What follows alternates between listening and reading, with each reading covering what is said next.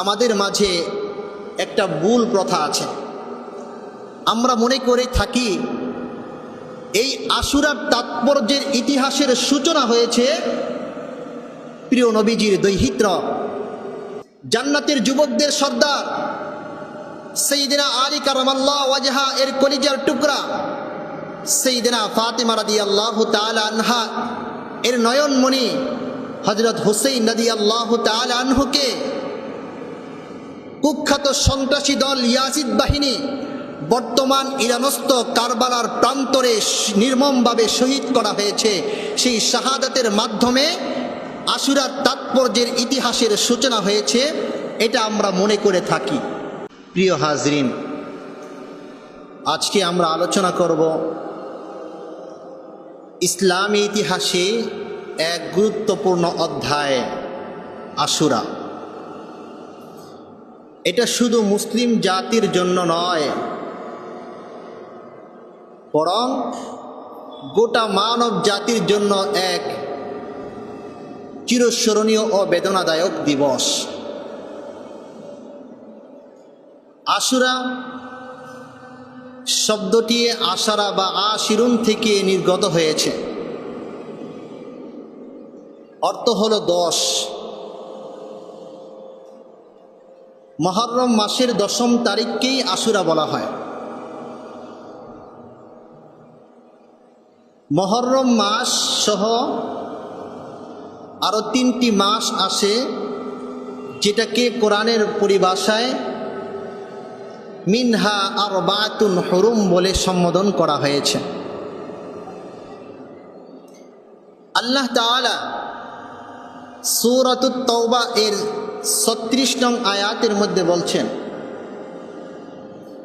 ইন্না ইদ্দাতাশ শুহুরি ইনদাল্লাহি 12 শাহরান ফি কিতাবিল্লাহি ইয়াওমা খালাকাস সামাওয়াতি ওয়াল আরদা মিনহা আরবাতুন হুরুম।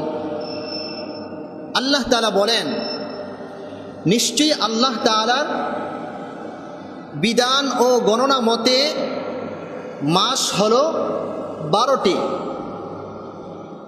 এটা কোন দিন থেকে শুরু হয়েছে গণনা? আল্লাহ তাআলা আকাশমণ্ডলী এবং এই পৃথিবী সৃষ্টি করার আগ থেকেই শুরু হয়েছে। এই 12 মাসের মধ্যে সম্মানিত মাস হলো 4টি। কয়টি? 4টি। এই 4টা মাসের নাম, সম্মানিত 4টা মাসের নাম স্পষ্টভাবে কোরআনের কোথাও উল্লেখ করা হয়নি। এখন 4টা মাসের নাম জানার জন্য আমাদের দৃষ্টিকে সম্প্রসারিত করতে হবে রাসূলুল্লাহর হাদিসের দিকে। হয়ে যাবে তাফসীরুল কোরআন বিল হাদিস। আরবাতুন হুরুম এই শব্দের তাফসীর হবে আল্লাহর নবীর হাদিসের মাধ্যমে। বুখারী শরীফের 3197 নম্বর হাদিস, আন আবি বকরতা রাদিয়াল্লাহু তাআলা আনহু قال خطبنا النبي صلى الله عليه وسلم يوم النهر। হযরত আবি বকর রাদিয়াল্লাহু তাআলা আনহু বলেন, আল্লাহর নবী সাল্লাল্লাহু আলাইহি ওয়াসাল্লাম ইয়াউমুন নাহারে আমাদের উদ্দেশ্যে একটি ভাষণ দিলেন। ভাষণটি ছিল, ইন্নাজ জামানা قد استدار كهيئته يوم خلق السماوات والأرض। আল্লাহর নবী বলেন, নিশ্চয়ই বছর ঘুরে আসে ওই হিসাবে যেই দিন আল্লাহ তাআলা আকাশমণ্ডলী এবং পৃথিবীকে সৃষ্টি করেছেন। ওয়াসসানাতু 12 শাহরান, 12 মাসে বছর হয়। মিনহা আরবাতুন হুরুম, তার মধ্যে সম্মানিত মাস হলো 4টি। আল্লাহর নবী বলছেন, সালাসুন মুতাওয়ালিয়াতুন, 3টি মাস ধারাবাহিকভাবে আসে। বছরের শেষ 2 মাস এবং বছরের প্রথম মাস। জিলকাদ ওয়া যিলহজ ওয়াল মুহররম ওয়া রজব মুযার বাইনা জুমাদা ওয়া শাবান। আল্লাহর নবী বলেন চারটা মাস হলো জিলকাদ, জিলহজ, মুহররম এবং রজব। ওই রজব যেটা জুমাদাল উখলা এবং শাবান মাসের মধ্যখানে আসে।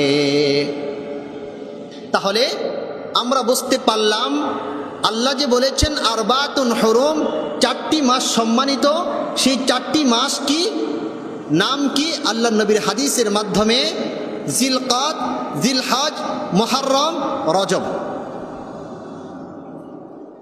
এবার আসুন, আজকে আমাদের মাঝে একটা ভুল প্রথা আছে। আমরা মনে করে থাকি এই আশুরার তাৎপর্যের ইতিহাসের সূচনা হয়েছে প্রিয় নবীজির দৌহিত্র জান্নাতের যুবকদের সর্দার সাইয়্যিদিনা আলী কারামাল্লাহু ওয়াজহা এর কলিজার টুকরা সাইয়্যিদিনা ফাতিমা রাদিয়াল্লাহু তাআলা আনহা এর নয়নমণি হযরত হুসাইন রাদিয়াল্লাহু তাআলা আনহুকে কুখ্যাত সন্ত্রাসী দল ইয়াজিদ বাহিনী বর্তমান ইরানস্থ কারবালার প্রান্তরে নির্মমভাবে শহীদ করা হয়েছে। সেই শাহাদাতের মাধ্যমে আশুরার তাৎপর্যের ইতিহাসের সূচনা হয়েছে, এটা আমরা মনে করে থাকি। এটা ভুল। আশুরার তাৎপর্যের ইতিহাসের সূচনা সাইয়্যিদিনা হুসাইনের শাহাদাতের মাধ্যমে হয় নাই, আরো অনেক আগ থেকেই এই আশুরার তাৎপর্যের ইতিহাসের সূচনা হয়েছে। এখন প্রমাণ স্বরূপ আমাদের দৃষ্টি বুলাই আল্লাহর নবীর হাদিসের দিকে। বুখারী শরীফের 4337 নম্বর হাদিসের মধ্যে আসছে, عن عبد الله بن عباس رضي الله تعالى عنه قال قدم النبي صلى الله عليه وسلم المدينة فرأى اليهود تصوم يوم عاشوراء। হযরত আব্দুল্লাহ ইবনে আব্বাস রাদিয়াল্লাহু তাআলা আনহু বলেন, আল্লাহর নবী হিজরত করে মদিনায় আগমন করলেন। মদিনায় যাওয়ার পরে আল্লাহর নবী দেখেন ইহুদিরা রোজা রাখে। ফাসাআলাহুম, রোজা রাখার কারণ জিজ্ঞেস করলেন। তারা উত্তরে বলল, হাদাল ইয়াউমুল্লাযী যাহারা ফীহি মূসা আলা ফিরআউন, এই দিন আমাদের নবী মূসা আলাইহিস সালাতু ওয়াস সালামকে আল্লাহ তাআলা ফিরআউনের কবল থেকে মুক্ত করেছেন, শুকরিয়াতান আমরা রোজা রাখতেছি। আল্লাহর নবী বলেন, নাহনু আউলা বিমূসা মিনহুম, আমরা তো হলাম তাদের চাইতে আমাদের ভাই মূসা আলাইহিস সালাতু ওয়াস সালামের ব্যাপারে বেশি হকদার। ফাসুমুহু, অতএব তোমরাও রোজা রাখো। তাহলে আমাদের কাছে স্পষ্ট হয়ে গেল সাইয়্যিদিনা মূসা আলাইহিস সালাতু ওয়াস সালামের সময়ও আশুরার তাৎপর্য ছিল। এখন আসেন ইতিহাসকে ক্যালকুলেশন করি। আল্লাহর নবী সাল্লাল্লাহু আলাইহি ওয়াসাল্লাম জন্মের 2000 থেকে 18,000 থেকে 2000 বছর পূর্বে সাইয়্যিদিনা মূসা আলাইহিস সালাতু ওয়াস সালাম গত হয়েছেন। আর আল্লাহর নবীর জন্মের 110 বছর পরে কারবালার প্রান্তরে সাইয়্যিদিনা হুসাইন রাদিয়াল্লাহু তাআলা আনহুর শাহাদাতের ইতিহাস রচিত হয়েছে। এখানে বোঝার বিষয় হলো, আমাদের কাছে স্পষ্ট হয়ে গেল সাইয়্যিদিনা হুসাইনের শাহাদাতের মাধ্যমে আশুরার তাৎপর্যের ইতিহাসের সূচনা হয় নাই, বরং সাইয়্যিদিনা হুসাইনের শাহাদাতের মাধ্যমে আশুরার তাৎপর্য বহু গুণে বৃদ্ধি হয়েছে। এই আশুরার দিনে শুধু এই ঘটনায় সমাপ্ত হয় নাই, পৃথিবীর উষাকাল থেকে শুরু করে এই পর্যন্ত অদ্যাবধি অনেক গুরুত্বপূর্ণ কাজ হয়েছে।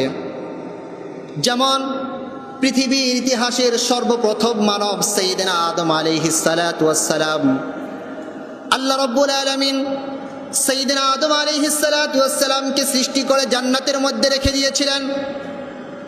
আদমকে জান্নাতে রেখে দিয়ে আল্লাহ ঘোষণা দিয়েছেন, ওয়ালা তাকরাবা হাদিহিশ শাজারাতা ফাতাকুনা মিনাজ জালিমিন।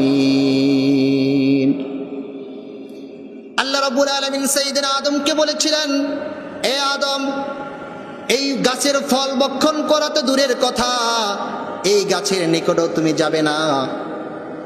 فأزلهما الشيطان عنها فأخرجهما مما كانا فيه।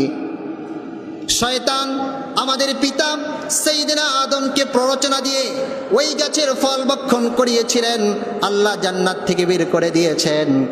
সাইয়েদনা আদম আলাইহিস সালাতু ওয়াস সালাম অনুতপ্ত হইয়া রব্বে কারীমের প্রাঙ্গণে দোয়া করেছেন, রব্বানা যালামনা আনফুসানা ওয়া ইল্লাম তাগফির লানা ওয়া তারহামনা লানাকুনান্না মিনাল খাসিরিন।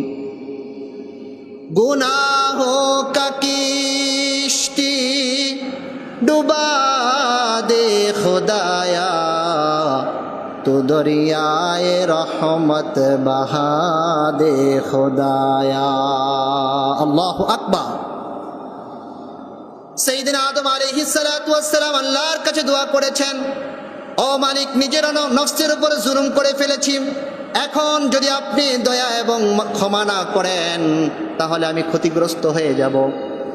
আল্লাহ তাআলা সাইয়েদনা আদমের দোয়া কবুল করেছেন। যেই দিন দোয়া কবুল করেছেন ওই দিনটা ছিল এই আশুরার দিন।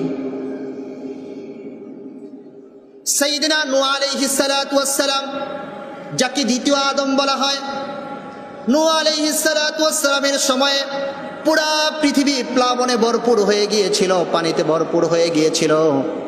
আল্লাহ তাআলা সাইয়েদনা নূহকে এবং তার দলবলকে বলেছিল, কিস্তিতে আরোহণ করো। দীর্ঘ 1 বছর পেরিয়ে দ্বিতীয় বছরের দ্বিতীয় মাসের 26তম দিনে সাইয়েদনা নূহ আলাইহিস সালাতু ওয়াস সালামের কিস্তিকে জুতি পর্বতের উপরে অবতরণ করিয়েছিলেন। যেই দিন জুতি পর্বতের উপরে কিস্তি অবতরণ করিয়েছিলেন ওই দিনটাও ছিল এই আশুরার দিন। সাইয়েদনা মূসা আলাইহিস সালাতু ওয়াস সালাম ফেরাউনের অত্যাচারে অতিষ্ঠ হয়ে নিজের দলবল নিয়ে বংশধর বনি ইসরায়েলকে নিয়ে এলাকার বাহিরে চলে গেল। ফেরাউন জানতে পেরে নিজের দলবল নিয়ে মূসার পিছনে দাওয়া করেছেন। মূসা আলাইহিস সালাতু ওয়াস সালামের দলবল পিছনের দিকে তাকিয়ে দেখলো ফেরাউন আসতেছে, সামনে লোহিত সাগর। মূসাকে বলল, মূসা, এখন কি করব? হযরতে মূসা আলাইহিস সালাতু ওয়াস সালাম আল্লাহর কাছে দোয়া করলেন। আল্লাহ রাব্বুল আলামিন সমুদ্রকে লক্ষ্য করে বলেছেন, وَإِذْ فَرَقْنَا بِكُمُ الْبَحْرَ فَأَنْجَيْنَاكُمْ وَأَغْرَقْنَا آلَ فِرْعَوْنَ وَأَنْتُمْ تَنْظُرُونَ। আল্লাহু আকবার। আল্লাহ তাআলা সমুদ্রকে লক্ষ্য করে বলেছিলেন, হে সমুদ্র, তোমার বুক চিরে রাস্তা করে দাও আমার বন্ধু মূসা এবং তার বংশধরদের জন্য। আল্লাহর ফজল করমে সমুদ্র নিজের বুক চিরে মূসা আলাইহিস সালাতু ওয়াস সালাম এবং তার দলবলের জন্য রাস্তা করে দিয়েছেন। ফাআনজাইনাহু, আল্লাহ বলেন, আমি ওই সমুদ্র দিয়ে সাইয়েদনা মূসা এবং তার দলবলকে পার করে দিয়ে মুক্ত করে দিয়েছি। ওয়া আগরাকনা আলা ফিরাউন, আর ফিরাউনকে সমুদ্রের মধ্যে ডুবিয়ে মেরেছি। যেই দিন মূসা আলাইহিস সালাতু ওয়াস সালামকে ফেরাউনের কবল থেকে মুক্ত করা হয়েছে ওই দিনটাও ছিল এই আশুরার দিন। শুধু এখানেই শেষ নয়, সাইয়েদনা ইব্রাহিম আলাইহিস সালাতু ওয়াস সালামকে কুখ্যাত সন্ত্রাসী নমরুদের অগ্নিকুণ্ডে নিক্ষেপ করা হয়েছিল। আল্লাহ আগুনকে লক্ষ্য করে বলেছেন, কুলনা ইয়া নারু কুনি বারদাও ওয়া সালামান আলা ইব্রাহিম। রব্বুল আলামিন আগুনকে লক্ষ্য করে বলেছিলেন, এ আগুন, তোর বুকে আমার বন্ধু ইব্রাহিম রয়েছে, ইব্রাহিমের জন্য তুমি ঠান্ডা আরামদায়ক হয়ে যাও। আগুন আল্লাহর ফজল করমে ঠান্ডা আরামদায়ক হয়ে গিয়েছিল। আল্লাহ তাআলা ওই দিন, যেই দিন ইব্রাহিম আলাইহিস সালাতু ওয়াস সালামকে নমরুদের অগ্নিকুণ্ড থেকে মুক্ত করেছেন, ওই দিনটাও ছিল এই আশুরার দিন। সাইয়েদনা ঈসা আলাইহিস সালাতু ওয়াস সালাম, একদল লোক সাইয়েদনা ঈসাকে এক ঘরের মধ্যে বন্দী করে রেখেছিলেন, ঈসাকে মেরে ফেলবেন। সাইয়েদনা ঈসা আল্লাহর কাছে দোয়া করেছেন, মালিক আপনি তাদের থেকে আমাকে মুক্ত করে আসমানে উঠিয়ে নেন। বাররাফাহুল্লাহু ইলাইহি, আপনার কাছে আমাকে উঠিয়ে নেন। আল্লাহ তাআলা আসমানে উঠিয়ে নিলেন। যেই দিন আসমানে উঠিয়ে নিয়েছেন, ওই দিনটাও ছিল এই আশুরার দিন। আমাদের নবী, বিশ্ব নবী মুহাম্মদ আরবি সাল্লাল্লাহু আলাইহি ওয়াসাল্লাম মক্কার কাফেরদের অত্যাচারে অতিষ্ঠ হয়ে আল্লাহর হুকুমে হিজরত করে মদিনায় আগমন করলেন। যেই দিন মদিনায় গিয়ে পৌঁছেছেন, ওই দিনটাও ছিল আশুরার দিন। আপনাদেরকে বুঝাইতে চাচ্ছি আশুরার ইতিহাস, আশুরার তাৎপর্যের ইতিহাস। সাইয়েদনা হুসাইন রাদিয়াল্লাহু তাআলা আনহু কারবালার প্রান্তরে শহীদ হওয়ার মাধ্যমে সূচনা হয় নাই, বরং সাইয়েদনা হুসাইন কারবালার প্রান্তরে শহীদ হওয়ার মাধ্যমে আশুরার তাৎপর্য বহু গুণে বৃদ্ধি হয়েছে।